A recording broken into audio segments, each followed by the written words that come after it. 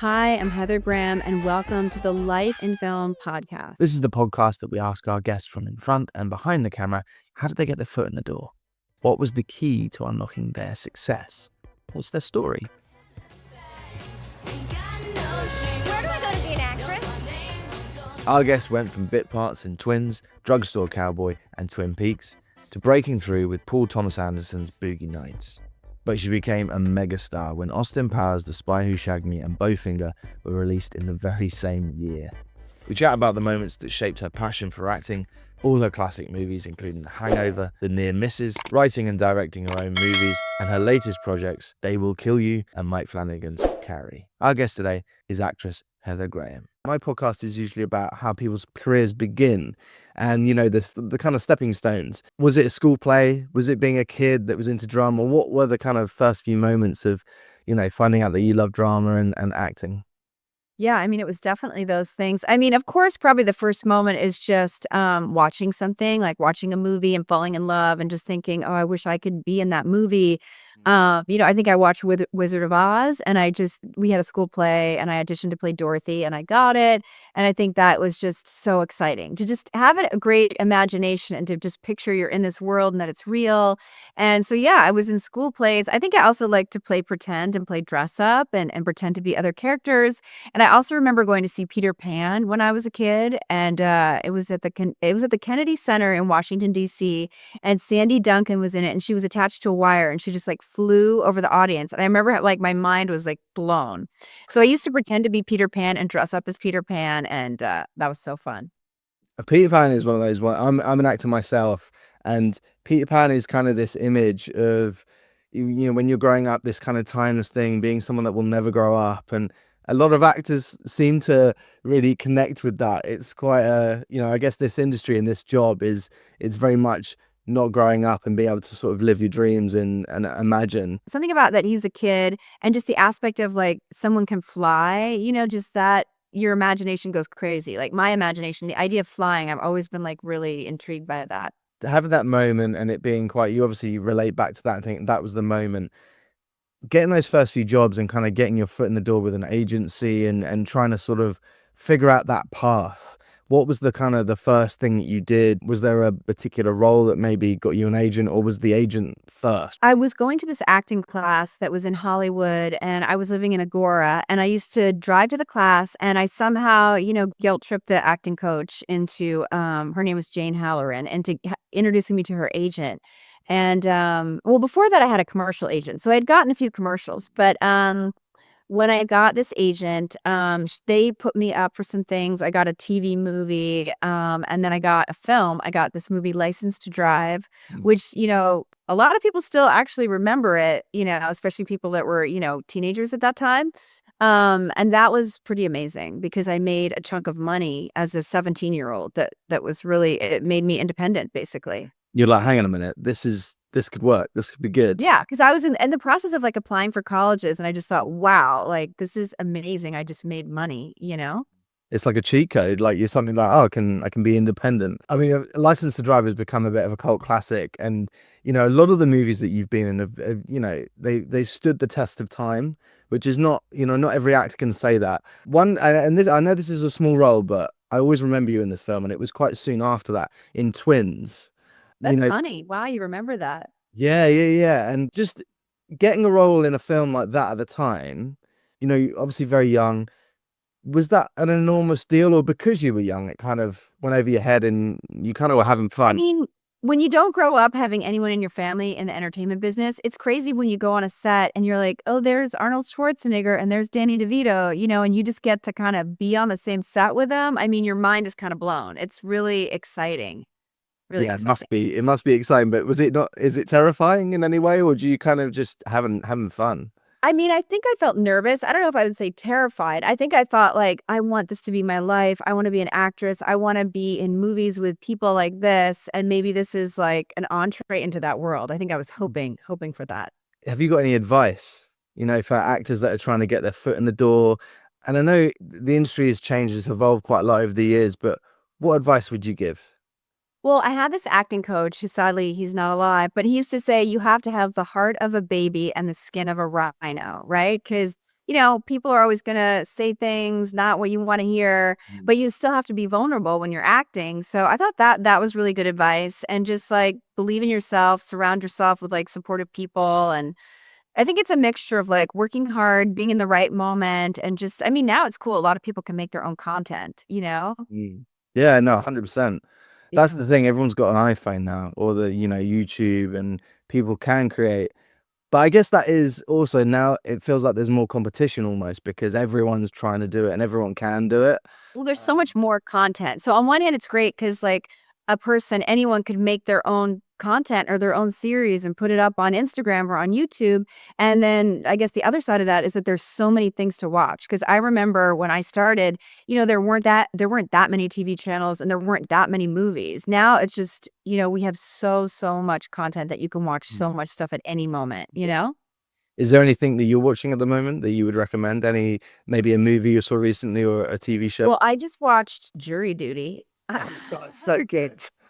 So good. I had not watched it, but I was, like, riveted to Jury Duty. It was so good, Mm. yeah. Is that because I think they've just brought out a new series. There's a new one, yes, Yeah, and they haven't aired the whole thing yet, right. but yeah. Oh, okay. No, I've seen the first season and I saw that the new one was coming out or is out, and I'm like, I'm The really new up. one just came out. Yeah, it's good, but I don't know. I don't know if it can rival, like, the first season, but I don't know. I haven't watched it Ah, yet. it's so good. It's such a great idea as well. But in terms of, the iconic movies that you've been in, and even if they're smaller roles, bigger roles, whatever they are, but if from Twins onwards, it's kind of crazy the project and the directors and the people that you work with. I mean, Drugstore, Cowboy, small role, Twin Peaks.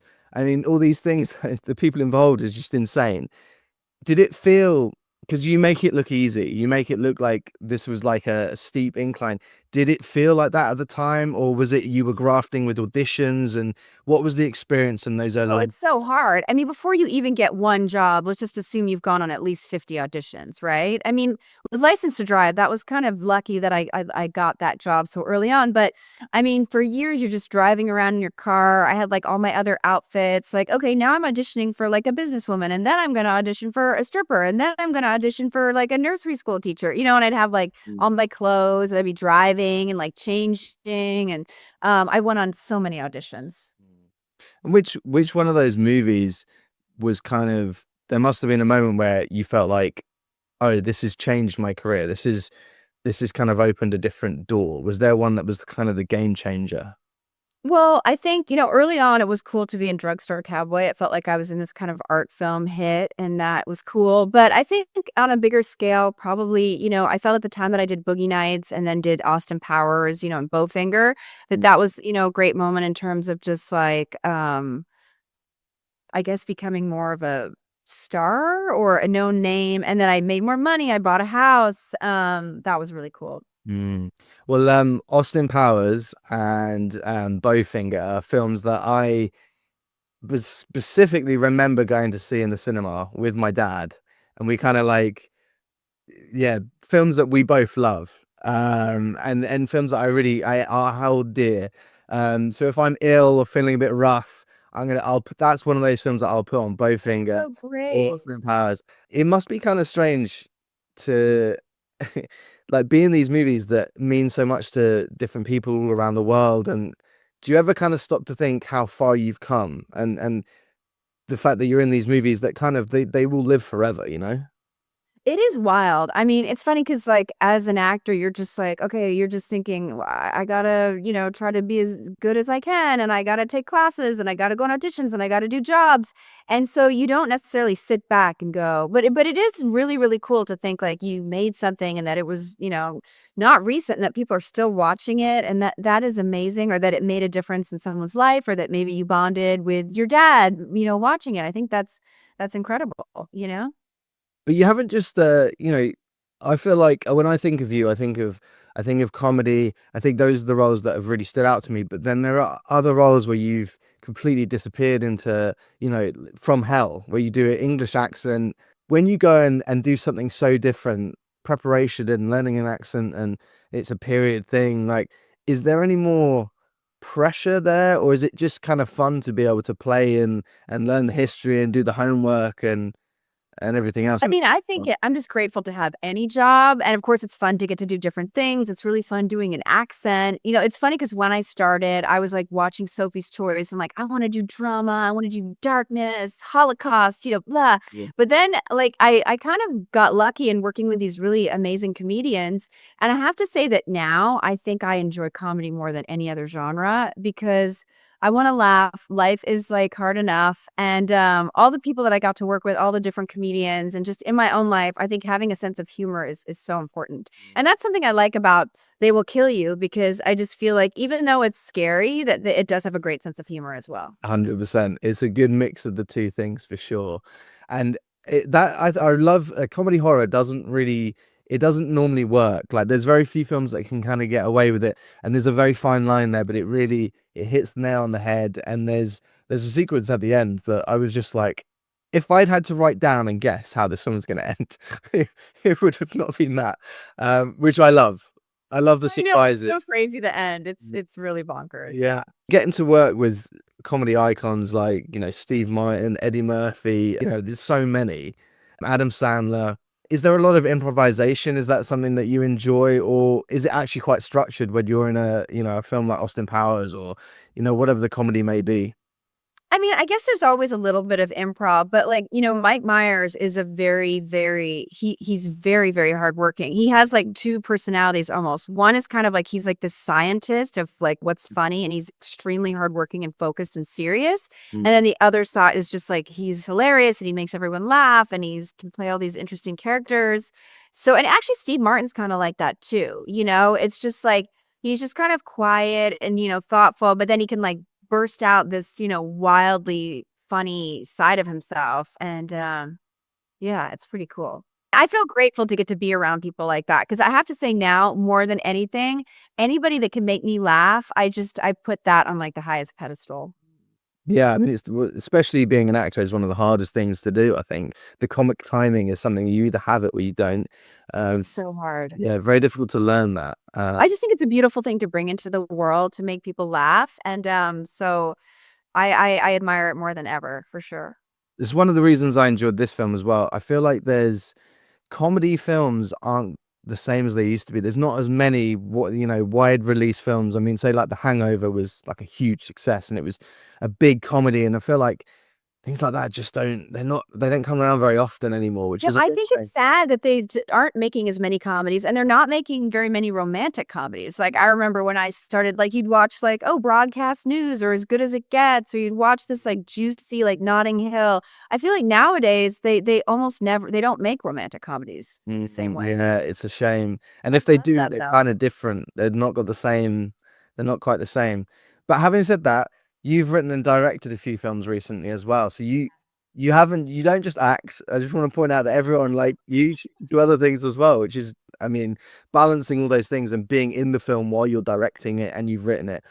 That experience, does it seem like when you go back to acting after that, does that just feel like a breeze? Does it feel easy? Oh, it does. I mean, once you learn, oh my God, like I had some idea, but just getting the money and casting it and getting the money people to agree to the people you're casting and then choosing the locations and then like all the things that can go wrong and just all the different personalities that like always don't agree. And then, the post-production and how people can come in and try to change it into something that you weren't thinking of. I mean, there's so many things that can go wrong. It's so much easier to be an actor. For sure. Yeah, I can imagine that. Yeah, it must be. Having gone into the writing and the directing and kind of experienced it, not from just in front of the camera, but from behind, is there anything else that you would like to try? Or if not, are there any roles or any kinds of projects that there's a box that you want to tick that you haven't ticked yet? Well, I'd love to have, my own production company, which I'm working on with, I like stories with female protagonists, kind of like a Reese Witherspoon or Margot Robbie, because I think there's a lack of that in the world, even though there are some stories like that. I wish there were more. So I would like to be able to make more things like that I could be in and also maybe just produce. I'd love to direct more. I have stuff that I'm writing. I like optioning books. And in terms of roles, yeah, I'd love to play an anti-hero like Bryan Cranston in Breaking Bad. Like I'd love a series where I could be this kind of really complicated character who's kind of likable, but also a villain. Like, I'd love to do something like that. Well, if anyone's listening to this, take note. If you're writing a script, Yeah. it's like that sort of thing. I'd love to see you in something like that. And Breaking Bad is one of those things where it kind of, the situation and the kind of the characters get into is very serious, but there is moments of comedy in that darkness. I love mixing like serious storylines with like humor, and just because that's like life. Like something crazy can be happening or dark, and then something funny can happen. I love the mixture of that. Now for a quick break. We'll be back to the episode shortly. If you enjoyed this episode and want to support us, get early access and exclusive content and episodes, click to join our YouTube channel and become a member now. Please leave us a positive rating. Add us on Instagram, Twitter, TikTok at lifeinfilmpod. Essentially, please like and subscribe everything. It makes a huge difference. Thank you. Life in Film has partnered with Betterhelp to provide you with access to the largest online therapy service in the world. And it can all be done from the comfort of your own home, from a phone, tablet or laptop. No commute, cutting down travel costs, and most importantly, it's affordable. With over 1,000 therapists in the UK, BetterHelp can provide access to mental health professionals with a wide variety of expertise in mental health. If you need someone to talk to and you're thinking of giving therapy a go, BetterHelp is a great option. And being a listener of the podcast, you get 10% off. That's 10% off your first month at betterhelp.com/lifeinfilm. That's betterhelp.com/lifeinfilm. We are sponsored by movieposters.com. Are you a movie fan? I presume you are. Well, at movieposters.com, you can shop for all your favorite posters in one place. The #1 source for high quality, authentic movie posters. From new releases to cult classics and 100% authentic originals. Thinking of having a browse? Well, if you see a poster that tickles your fancy, as a listener of the podcast, you get 10% off.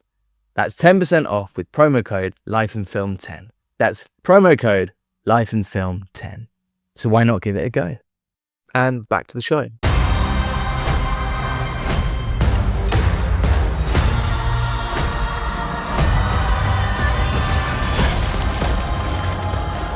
This film is absolutely mental. I don't want to give anything away because it's one of those movies, I think the little you know about it, the better. Yeah, 100%. And your character's a real surprise. There's some really lovely moments in there. They Will Kill You is obviously what I'm talking about here. In terms of this script, how did this land on your desk and how did you get involved in the first place? Kirill offered me the job, and it was cool because, Andy and Barbara Muschietti are like so incredibly accomplished. And yeah, he offered me the part. I read the script and my mind was kind of blown because I thought it was so unexpected. When you're reading it, it's probably similar to watching it. It's very surprising. It's not following exactly the path you think it's going to follow. And I think that's what makes it great. Yeah, no, it's actually funny because there's been quite a few films kind of in this ilk recently. I mean, Ready or Not 2's just come out as well, but this was a step above, and I just really enjoyed not only just everything about the set design and the way it looked. It's really unique. It felt very Built that entire set actually in South Africa. That's why we shot in South Africa, because it was less expensive.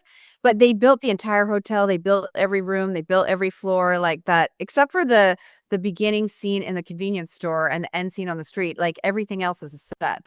Yeah, I mean, it looks. Well, are they sizable sets? Are they really as big as they look? Because obviously the corridors and some of the scenes They're are. huge. They are as big as they look. I mean, it's not all a building. Like when they go up a level, usually it's just like a different sound stage, But they are in the crawl spaces. They built all that, and they had one side open, so they could shoot us. So that was really cool. When you go about, choosing a role, I mean, I'm sure you get offered a lot of parts. How do you go about? Is it partly script, the people involved? What are the kind of deciding factors of taking on a role? I think it starts with a script. Like the script is the main thing. And then, of course, the people involved. I watched Kirill's other movies and they were really, really good and really well made. And of course, the other actors are amazing, like Zazie and Patricia. I'm a huge fan. Mahala, Tom, Patterson, it was cool that he cast really cool people. And I guess all of his first choices, we were all, he said, are, his first choices. Of course. No, I mean, it feels like that though. Everyone in it is, they're great characters, but also the people that play them are kind of playing against type. Like Tom Felton I've never seen him in a role like that or anything like this. I kind of it's a very adult film, and the special effects and the blood and the gore. Was that fun? I mean, there must have been a lot. Was it a lot of It prosthetic? was. No, I have some really funny behind the scenes pictures that I haven't posted because it kind of gives away some plot points. Mm. But no, it was so funny. Some of the things that happen are so crazy and ridiculous. And like to Tom's character and to my character, it's fun. It's so creative. And Carell's mind is just it's wild, the things he thought up. Yeah. By the way, I love the screen. You have all these little things from the different movies I've been in. It's Oh, so thank you. Yeah. I always enjoy picking out the little kind of bits to put in the background. it's Uh, hilarious. Yeah, no, thank you. But yeah, no, this movie is something really quite special, and with all the special effects and everything else, it's just a bit of a surprise. Like every scene that comes along, you're kind of like, what is going to happen now? And you're really kind of on the journey with the lead character. But it made me laugh though when I saw your character, and I don't want to give too much away, but there's a moment quite near the beginning. I was like, oh, I was kind of quite shocked. I know. I was gonna bring that up too because my agent read it and she's like, "You shouldn't do it because this happens." And I'm like, "Okay, well, obviously you didn't read the script because you didn't." Yeah, that's the thing. Yeah. You can test if anyone's seen the whole film or not because they'll get that Right. wrong. But that was wicked because I was thinking, oh right, okay, where are we gonna go from here? There's things that happen to your character where you're kind of like, okay, she's definitely not coming back now, and then there's a comic beat, and then she's back. I know. I think I'm very resilient. Very resilient. I have very resilient body parts. Yeah, it's really it's funny. I love that about it. If That is, I actually really, I feel like I am very resilient too. So I like that about my character, how resilient I am. Mm. And I feel like this could be a film that could have other, sequels and things like that. Is there a chance that you could see your character? I mean, That would be a dream. Of course, I want that. I love working with the director, Carell, and, Andy and Barbara, and just the other actors are amazing. Yeah, I would love that. to your career and the longevity of it, is there a key to that? Is something that you've kind of a message you tell yourself, or something that you've done over the years that has stopped you from? I'm sure there's been hard times, there's been easy times. What's kept you going and kept you inspired? I think it's a mixture of being a very hard worker, being talented, being lucky, sometimes like right place, right time, and just like finding a way to not turn into a crazy actor. You know what I mean? Like just keeping yourself sane through, having good friends and like having a healthy lifestyle and just having a great support system. No, 100. Because there's a lot of talented people and they kind of burn out because of like different reasons, like luckily I'm not a drug addict. That's lucky. It is crazy if you look at even like the biggest names in Hollywood. I mean, there's only a few, Tom Cruise, Brad Pitt, and I'm listing just men here, but Nicole Kidman. Like, if you think of those actors, there's kind of a very small list of people that have had constant success over a long Yeah. period of time, and most people have 2 or 3 years burning really bright, and then it's harder, and then they come back, and it's a it's one of those industries that's just, it kills people off quite literally, and Yes. it's Yeah. to survive as long as you have is impressive, and to still be doing great films and these sorts of projects is incredible. Do you have any we always ask this our actor when we have actors on the show, do you have any audition moments, anything that you're willing to tell us, any sort of horrendous memory of struggling through an audition or it all going wrong and anything like that? Well, sometimes you get close to getting something and it turns out really good and you're like, damn, like I wish I would have gotten that. Or you turn down something and you're like, oh my God, I should have done that. But yeah, I've gone on so many auditions and it's more often that you don't get something when you're auditioning than you do. So when you do get them, it's amazing. I imagine that you don't audition anymore. I'm sure that's long gone now. I mean, occasionally I still do. I mean, I usually don't. I get a lot of offers, but like if something's super big and there's all these big people, occasionally I would. Mm. But it used to be that you could audition in person. And so you meet the person, you have like chemistry and like talking with them and connecting and they can give you feedback. Now everything has kind of become very like, you send in a video, and then if it, then they call you, or a lot of it is just like, you don't actually ever meet the people. That's a shame, because that sounds Yeah. nice to be able to have a chat in person and kind of, spitball the project and talk about the character. So that's kind of gotten moved away from that over the years, has it? It is. Yeah. It's people barely ever audition in person anymore. Oh, that's a shame. Yeah, I feel like I haven't been in the room for an audition for about a year. Yeah. And normally if you go in, it's when you get close to something. So Yeah. and then that's like 3 auditions down the line. It's kind of, yeah, it's a shame really, because that interaction that was the whole point really at the beginning. I know. You Sometimes, direct like, it. someone's energy can, like, inspire you, and you can connect, and you don't get that from just sending, like, a video in. No, 100%. And you mentioned there, some of the projects that got away, things that you kind of got close to or you didn't quite get. Is there any truth in the fact that you were possibly going to be in Meet the Parents? Is that something? Yeah, that's definitely one of the ones that I definitely deeply regret. Yeah. I mean, you've had enough successes. You don't need another. Yeah, no, I mean, look, sometimes it just wasn't meant to be. Obviously, he was meant to do it, but yeah, it's just I'm grateful that I'm still working. I'm grateful I ever got any good jobs. So I just try to remind myself of gratitude, you know? Of course. Is there a role that you feel like people haven't maybe seen as much, one that isn't as well known, that you'd like to give a kind of nod to, a character you really enjoyed playing? I mean, I'd shout out the movies I directed if you want to check them out. Yeah, Half Magic and Chosen Family. Yeah. Yeah, and I mean, I'd like to direct more. I feel like I'm learning a lot as a director, and I have different interesting stories I want to tell, and I'm writing some scripts, and it is fun being on the other side of the business as well. That like I read books and I get inspired, and then I want to turn them into movies and TV shows. writing and directing and acting are obviously completely different disciplines. One, like writing, very lonely. Directing, everyone's around you, wanting you. And acting, again, it's kind of a mixture of the two things. Is there one that you particularly like more than the other, or do you just, I mean, it's nice to be able to hop from each one, really? I think it's cool to create a story and to make it happen. I mean, I have more experience and confidence as an actress, but there is something so satisfying to think about. I want to tell a story about this and then writing it and then directing it and just interacting with all these different people. And, I'd love to do it more. I haven't seen your movies, but I'm gonna watch them. Yeah. Because like when we do things like this, it's always, have you got enough time to watch? And I always like to rewatch It's things so I've already much, seen. so much. Well, so I'm curious what you said about comedy horror. Like, what other comedy horror, like, would you say works? Like, you were saying Well, that's the thing. Not many. Shaun of the Dead's. yeah. I know that popped into my head too, Yeah, actually. Shaun of the Dead. I mean, that's an obvious one though, and I'm trying to think. That's a good British. He's so funny. Yeah, so good, but it is very difficult because it kind of you're changing the emotion so jarringly, and I mean also Ready or Not and Ready or Not 2 are kind of that kind of thing as well.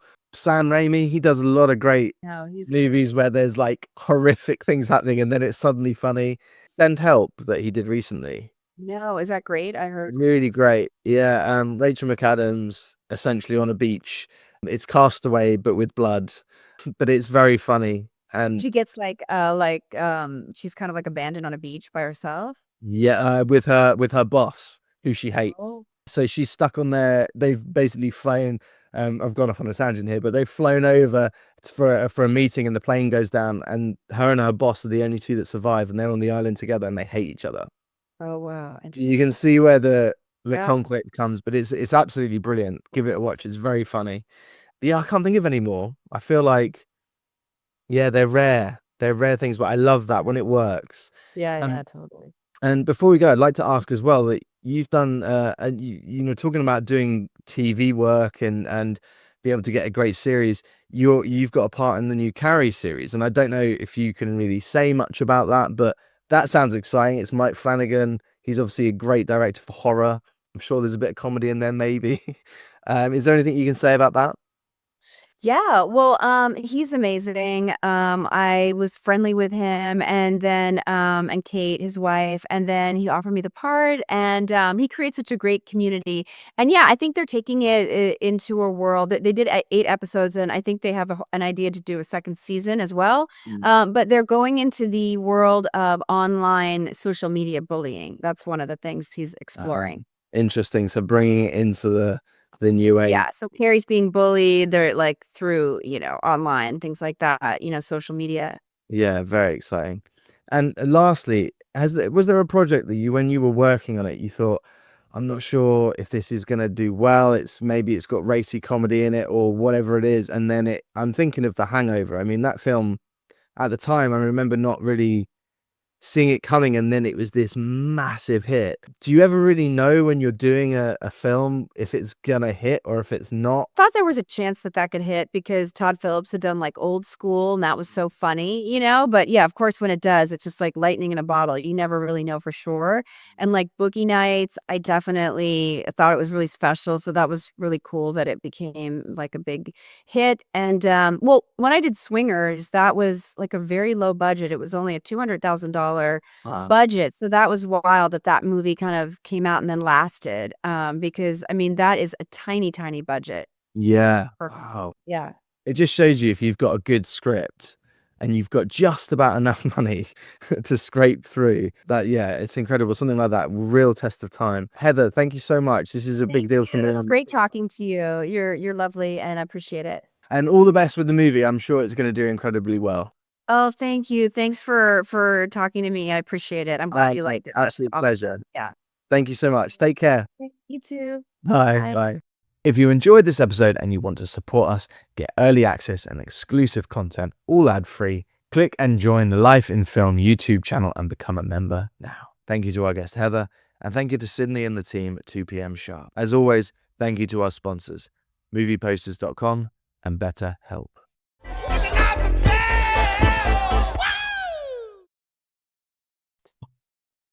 Yay.